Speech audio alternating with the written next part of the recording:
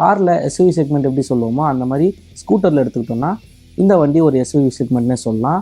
Sports utility vehicle. இது நம்ம எப்பவும் போல் ஃப்ரண்ட்லேருந்து பார்ப்போம். ஸோ ஃப்ரண்ட்டில் எடுத்துக்கிட்டோம்னா நமக்கு டியூவல் எல்இடி ஹெட்லாம்ப்ஸ் தராங்க, ஸ்ப்ளிட்டடாக பார்க்கவே ஐ கேட்சியாக இருக்குது. அண்ட் இண்டிகேட்டர்ஸ் பார்த்தீங்கன்னா ஹாலோஜனில் கொடுத்துருக்காங்க. அண்ட் இங்கே கீழே ஹீரோடைய லோகோ குரோமில் கொடுத்துருக்காங்க. அண்டு மட்கார்டில் ஜூம்னு சொல்லிட்டு ஸ்டிக்கர் ஒட்டியிருக்காங்க.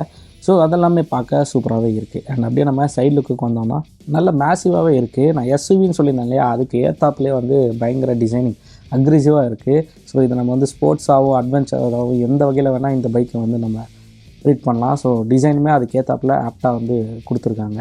மெயினாக இந்த ஃபுட் பெக்ஸ் பற்றி சொல்லி ஆகணும். ரியர் பேசஞ்சருக்கு 2 ஃபுட் பெக்ஸ் இண்டிவிஜுவலாக இல்லாமல் ரைடருக்கு பார்த்தீங்கன்னா நல்லா ஃப்ளாட்டாக ஒரு 3 போர்ஷனில் வச்சுக்கிற மாதிரி கம்ஃபர்ட்டாக வச்சுக்கிற மாதிரி கொடுத்துருக்காங்க. ஸோ பயங்கரமாகவே ஃபுட் ரெஸ்ட் கிடைக்கும். நல்லா ஸ்ட்ரெயிட்டாகவும் நம்ம வச்சுக்க முடியும். இல்லை ரொம்ப டயர்டாக இருந்ததுன்னா லாங் ட்ரைவ் க்ரூஸ்லாம் பண்ணுறோன்னா ஃப்ரண்ட் போர்ஷனில் வச்சு ரெஸ்ட் எடுக்க முடியும். ஸோ அது வந்து சூப்பராக இருக்குது. பில்லியனருக்கு கேஸ்ட் அலுமினியமில் ஃபுட் பேக் கொடுத்துருக்காங்க. அண்ட் இந்த ஓவரால் கலருக்கு பார்த்திங்கன்னா அந்த எல்லோ கலரில் டீக்கர் கொடுத்து அதில் 160ன்னு மென்ஷன் பண்ணி ஜூம்னு குரோமில் கொடுத்துருக்காங்க. அது வந்து பார்க்கவே சூப்பராக இருக்குது. இதில் வந்து i3Sன்னு ஒரு டெக்கு யூஸ் பண்ணியிருக்காங்க. ஸோ அது ஒன்றுமே இல்லை, ஐடில் ஸ்டாப் தான். ஸோ நம்ம டிராஃபிக்கில் எங்கேயா நிற்கிறோன்னா ஆட்டோமேட்டிக்காக வெஹிக்கிள் வந்து ஆஃப் ஆகி ஃபியூவல் கன்சம்ஷனுக்காக சேவ் பண்ணும்.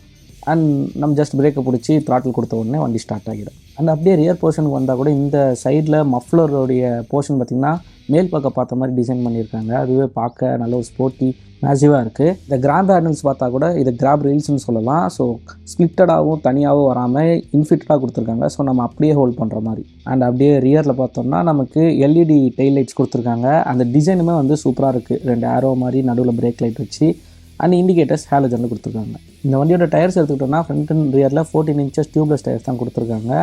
அண்ட் அதோடைய கிரிப்னஸ் எல்லாமே பார்க்க பயங்கரமாக இருக்குது. நல்ல ஒரு பெரிய டயராக கொடுத்துருக்காங்க. அண்ட் பிரேக்ஸ் எடுத்துக்கிட்டாலும் ஃப்ரண்ட்டில் டிஸ்க் பிரேக் கொடுக்குறாங்க வித் சிங்கிள் சேனல் ஏபிஎஸ், ரியரில் ட்ரம் பிரேக் கொடுத்துருக்காங்க. சஸ்பென்ஷன் எடுத்துக்கிட்டோம்னா ஃப்ரண்ட்டில் டெலிஸ்கோபிக் ஹைட்ராலிக் ஷாக் அப்சர்வர் கொடுத்துருக்காங்க, ரியரில் டியூவல் ஷாக் அப்சர்வர் கொடுத்துருக்காங்க. இந்த வண்டியோடைய கிரவுண்ட் கிளியரன்ஸ் பார்த்தீங்கன்னா 155 mm.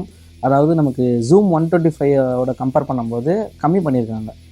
ஆக்சுவலி ஜூம் 125 பார்த்தீங்கன்னா 164 mm இருந்துச்சு. பட் இப்போ அதை விட வந்து கம்மி பண்ணியிருக்காங்க 155 mm. பிகாஸ் இது ஒரு மேக்ஸி ஸ்கூட்டராக இருக்கனால அந்த ஒரு பாடி ஸ்டைலுக்கு ஏற்ற மாதிரி கொடுத்துருக்காங்க. அண்ட் அதுக்கேற்ற மாதிரியே சீட் ஹைட்டும் இன்க்ரீஸ் பண்ணியிருக்காங்க. 787 mm seat height. So zoom 25 பார்த்தீங்கன்னா நமக்கு 770 mm தான் இருந்தது. 17 mm இன்க்ரீஸ் பண்ணியிருக்காங்க. இந்த வண்டியில் கீலெஸ் இக்னிஷன் கொடுத்துருக்காங்க.